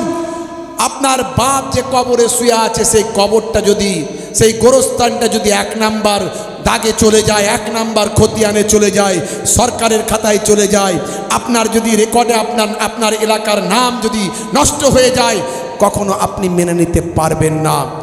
আপনার ঘরের নারীর অসম্মান, আপনার ঘরের মুসলিম সম্প্রদায়ের অসম্মান আমরা কখনো মেনে নিতে পারবো না। আর ঘুমিয়ে থাকার সময় নাই। ভাইরা আমার, তরুণ যুবকেরা আমার, আমাদেরকে সম্প্রীতি বজায় রাখতে হবে। এক শ্রেণীর মানুষ চাইছে হিন্দু মুসলমানের মধ্যে বিভাজন তৈরি করতে, হিন্দু মুসলমানের মধ্যে রাজনীতি তৈরি করে বিভাজন করে দিতে, মন্দির মসজিদের রাজনীতি করে বিভাজন তৈরি করতে। এটা আমরা করতে দেব না। আমরা বুঝিয়ে দেব এই লড়াইটা হিন্দু মুসলমানের লড়াই নয়, এই লড়াইটা হলো সংবিধানকে বাঁচানোর লড়াই। কথা ঠিক না ভুল? এই লড়াইটা সংবিধানকে রক্ষা করার লড়াই। আগামী রবিবার কাঁচকল ঈদগাহ ময়দানে আমরা বিশাল ওয়াকাফ নিয়ে, এসআইআর নিয়ে এবং আমরা সম্প্রীতি সভার আয়োজন করেছি। আমাদের বুঝতে হবে জিনিসগুলো, এসআইআর বুঝতে হবে, এই ওয়াকাফ বুঝতে হবে। অনেক এক্সপার্টরা এসে বুঝিয়ে দেবেন, আপনারা সকলে সেখানে যাবেন, বলুন ইনশাআল্লাহ। আর একটা আপনাদের দাওয়াত দিয়ে যায়, সেটা হলো আগামী শনিবার দিনে কেরাত, রাজ্যব্যাপী কেরাত প্রতিযোগিতা আছে। এই আমাদের লেকচারার্স অ্যাসোসিয়েশন অফ বেঙ্গলের পক্ষ থেকে আমরা বীরা নারায়ণপুরে করছি। বীরা নারায়ণপুরে তাদের সহযোগিতায়, ভাই আমার এই শান্তদের সহযোগিতায়, লেকচারার্স অ্যাসোসিয়েশন অফ বেঙ্গল আমাদের বক্তা আলেম ওলামাদের নেতৃত্বে রাজ্যব্যাপী কেরাত প্রতিযোগিতা হচ্ছে। মনে হয় ফার্স্ট প্রাইজ প্রায় 15,000 টাকার মতো রাখা হয়েছে। যদিও সেটা খুব বেশি বলবো না, তবে প্রথম বছর তো হোক, আপনারা যারা ইন্টারেস্টেড আছেন আপনারা সব যাওয়ার চেষ্টা করবেন। বিশেষ করে রবিবারের প্রোগ্রামটাই কাঁচকলে কিন্তু আপনারা সকলেই যাবেন, বলুন ইনশাআল্লাহ, বলুন ইনশাআল্লাহ। হে তরুণ যুবকেরা, হে আমার বন্ধুরা, শুনে রেখে দিন বাবা, জেনে রেখে দেন, আমাদের একজন মালিক আছেন। সেই মালিকটা হলেন কে? জোরে বলেন, কেউ আমাদের হয়ে কথা না বললেও আমাদের একজন মালিক আছেন, সেই মালিকের যদি আমরা হতে পারি, মালিক আমাদের রক্ষা করবে।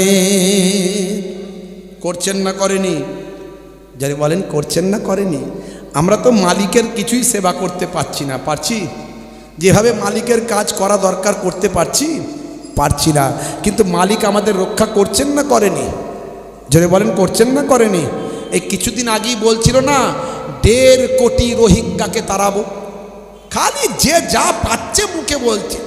নেতাদের এত বড় ক্ষমতা হয়েছে, এদের মুখগুলোকে চাপড়ে লাল করে দিতে হয়, যেন মুসলমানদের বাপের সম্পত্তি পেয়েছে, মুসলমানদের তাড়াবো, এই করব ওই করব।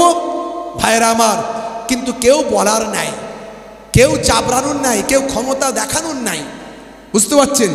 বড় লজ্জা লাগে, দুঃখ লাগে। একটা কমিউনিটিকে বারবার অপমান করছে কিছু নেতা, আর আমরা মুখ বুজে সহ্য করছি। আমরা তাদের নামে এফআইআর করতে পারছি না। একটা সংগঠন, দুটো সংগঠন কত লড়াই করবে? শুভবুদ্ধি সম্পন্ন শিক্ষিত মানুষেরা এগিয়ে আসতে হবে। নেতার নেতৃত্ব ছেড়ে এগিয়ে আসতে হবে কওমের স্বার্থে। আরে কওম বাঁচলে তো আপনি বাঁচবেন, কওম শেষ হয়ে গেলে আপনি শেষ হয়ে যাবেন। ভাইরা আমার, তরুণ যুবকেরা আমার, মুরব্বিয়ানেরা আমার, ভালো করে একটু বোঝার চেষ্টা করবেন বাপ, একটু বোঝার চেষ্টা করবেন। হে তরুণ যুবকেরা, হে আমার বন্ধুরা, হে আমার মুরব্বিয়ানেরা, শুনে রেখে দিন বাবা, আমাদের একজন মালিক আছে। ভাই আমার, বাঘ তাড়া করেছে গরুকে, বাঘ তাড়া করেছে গরুকে। গরু প্রাণ বাঁচানোর জন্য ছুটছে, ছুটতে ছুটতে ছুটতে ছুটতে এমন সময় দেখতে পাচ্ছে একটা পুকুরে আমার পানি সেখানে নাই, পানি সেখানে ছিঁচে দেওয়া হয়েছে, পানি সেখান থেকে তোলা হয়েছে, কেবলমাত্র কাদা আছে, পাঁক আছে। ভাই আমার, গরুটা নিজের প্রাণ বাঁচানোর জন্য সেই পুকুরে গিয়ে ভাই আমার ঝাঁপ মেরেছে, অনেকটা প্রাণপণে লাফিয়ে যতটা পেরেছে মাঝখানের দিকে চলে গিয়েছে। আর বাঘ কী করেছে? ওভার কনফিডেন্স, বাঘের মনে ওভার কনফিডেন্স, গরুকে তো আমি ধরতেই পারবো, আমি হলাম টাইগার। সে দূর থেকে লাফ মেরেছে, সে একটু ডিস্টেন্স থেকে লাফ মেরেছে, তাই গরু পর্যন্ত না পৌঁছে মাত্র 1 হাত ডিস্টেন্সে পড়ে গেছে। বাঘ যত লাফালাফি করে ততটাই গেড়ে যায়। গরু মুচকে হেসে বলেন, হে বাঘ, তুমি আমাকে খেতে পারবে না। তার কারণ হলো, তুমি আমাকে খেতে পারবে না, আমার একটা মালিক আছে। তুমি জানো? বলে কে মালিক? তোকে আমাকে এখুনি খাবো, তোকে এখুনি ধরবো। বলে পারবি না বাঘ, তুই যত লাফালাফি করবি তুই তত কাদার ভিতরে ঢুকবি, আর একটু পরেই আমার মালিক আছে, তোর কোনো মালিক নাই।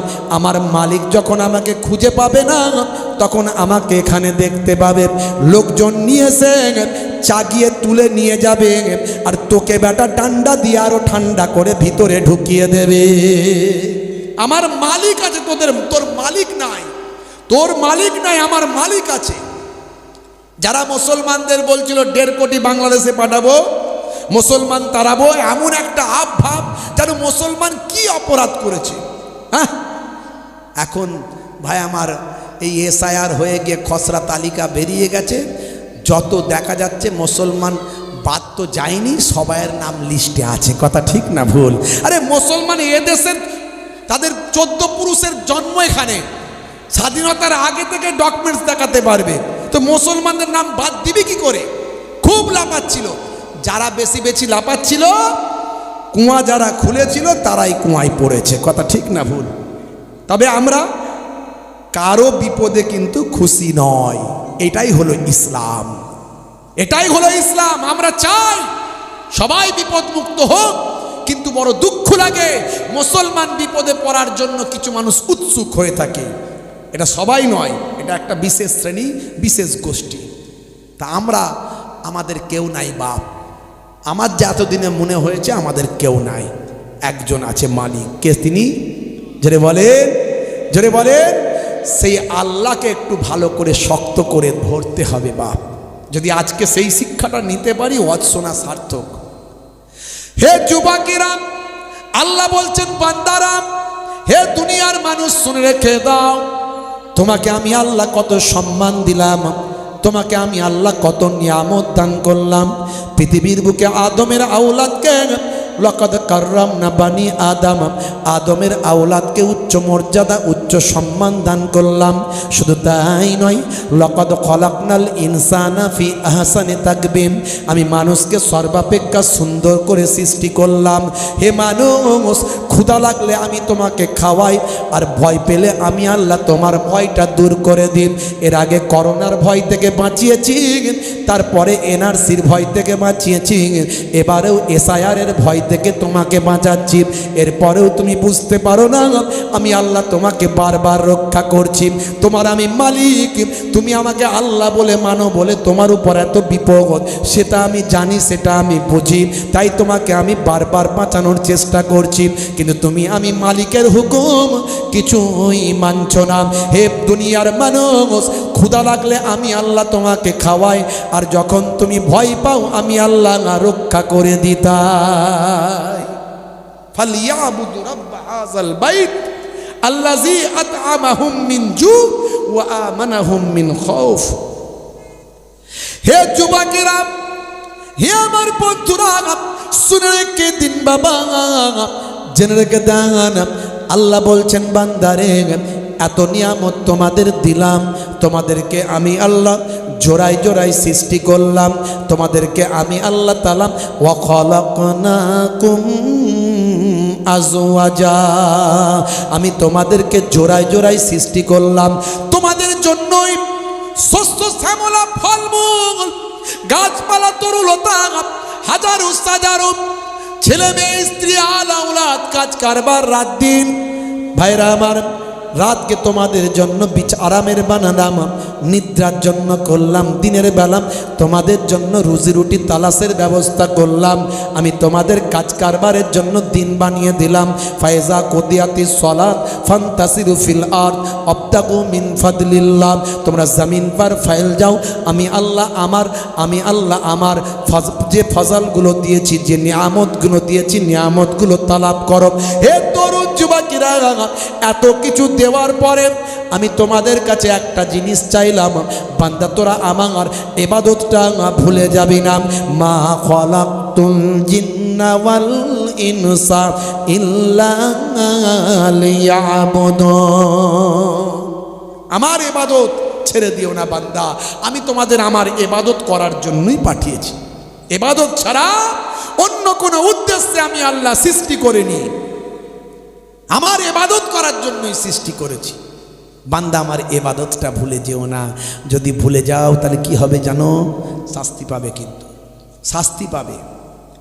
হে তরুণ যুবকেরা, হে আমার মুরব্বিয়ানিরা, আমার আল্লাহ অন্য জায়গায় বললেন ইয়া আইয়ুহাল্লাযীনা আমানু তাকুল্লাহ, ইয়া আইয়ুহাল্লাযীনা আমানু লা তুলহিকুম আমওয়ালুকুম ওয়ালা আওলাদুকুম আন যিকরিল্লাহ ওয়া মান ইয়াফআল যালিকা ফাউলাইকা হুমুল খাসিরুন।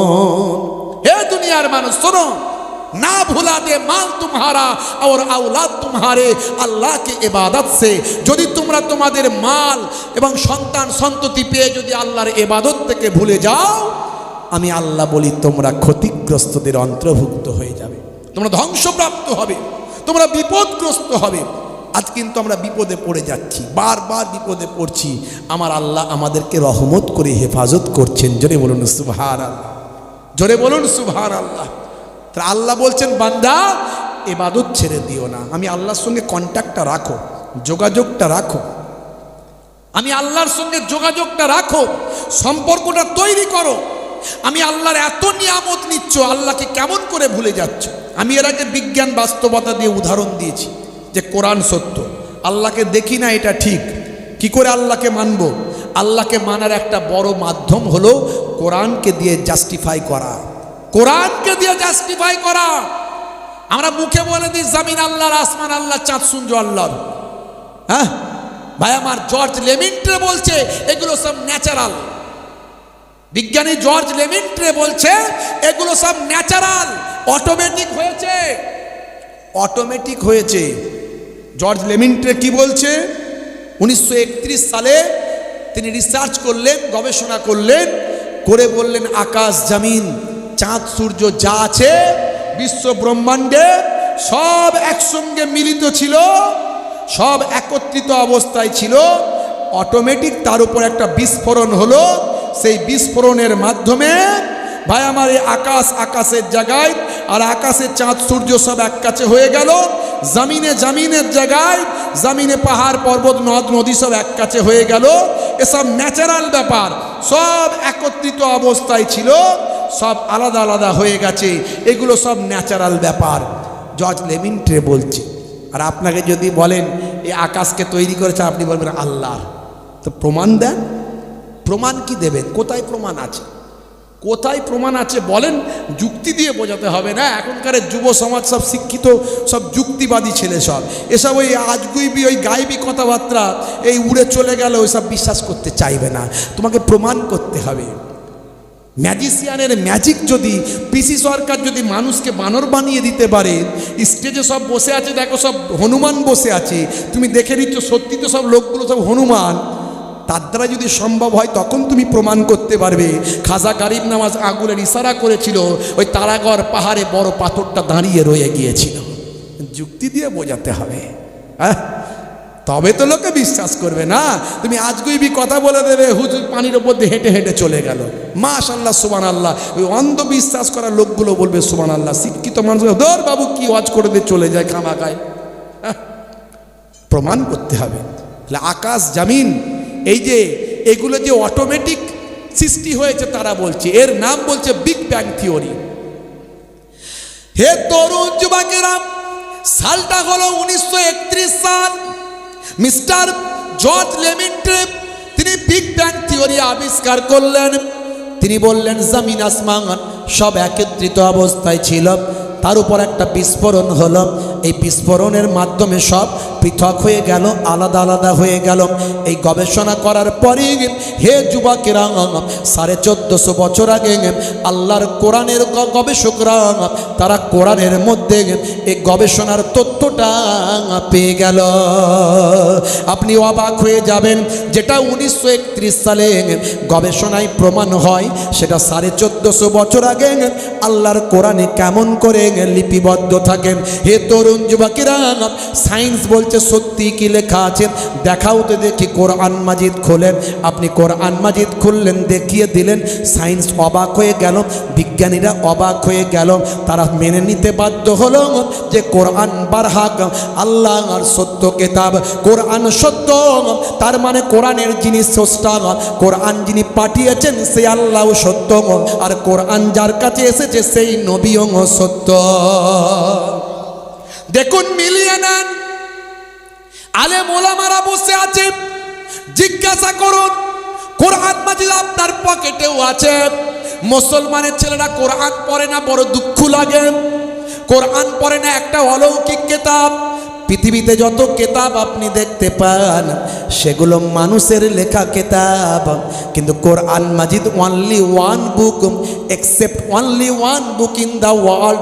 একটাই কিতাব, যেটা হলো আল্লাহ প্রদত্ত লেখা কিতাব।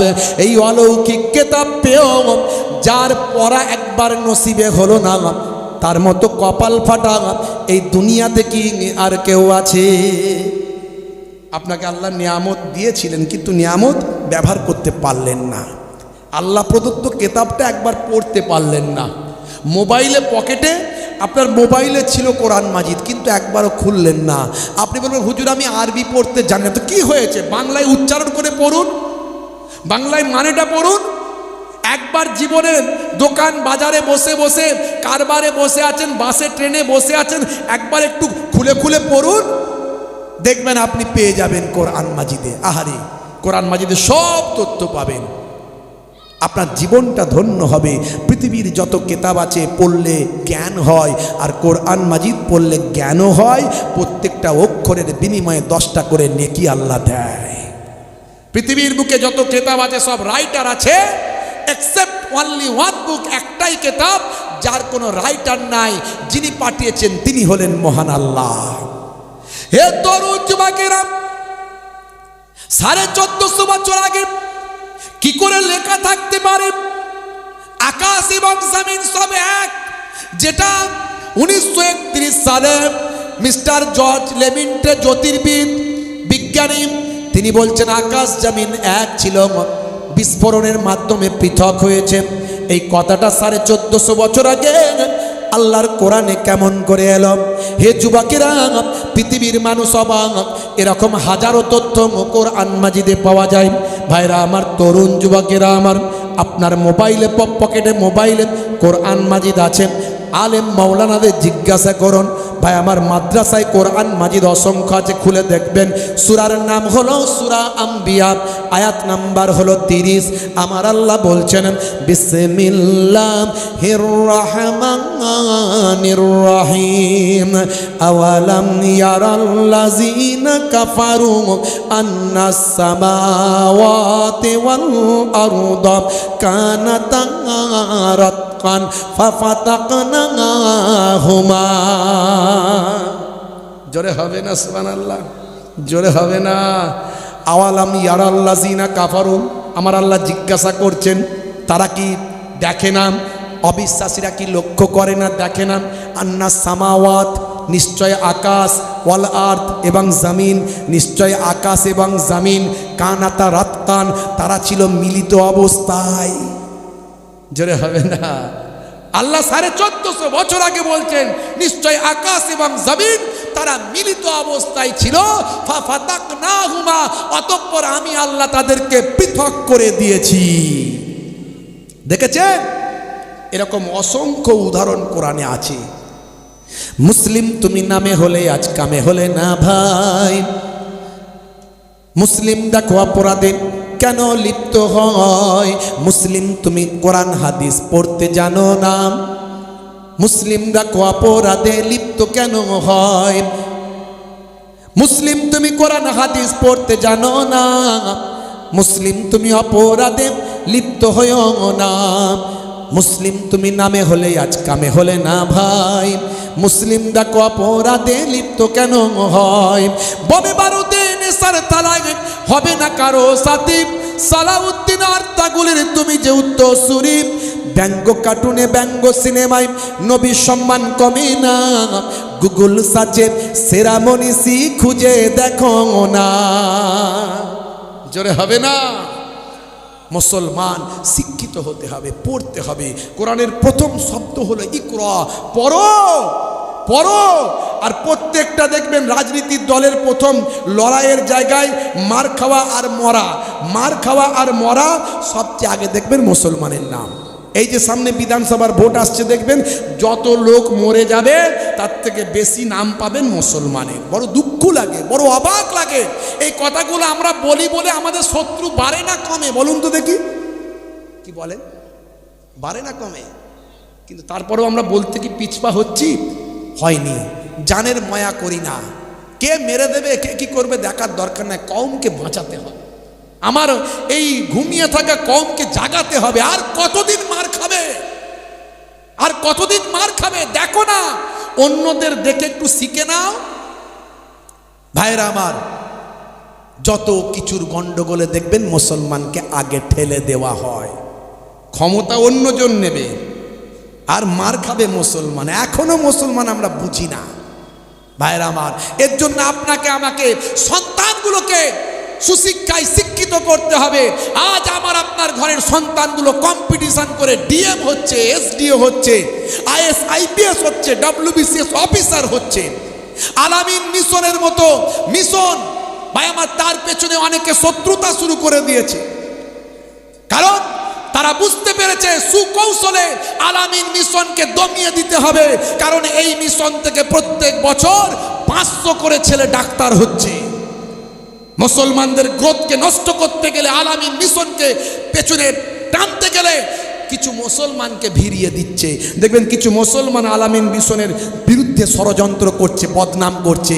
ভাই, একটা বিরাট প্রতিষ্ঠানের কিছু ভুল ভ্রান্তি থাকতে পারে, তার ভালো দিকগুলো দেখো, ভুল দিকগুলো যেগুলো মনে হয় তাদের লোককে গিয়ে জানিয়ে দাও।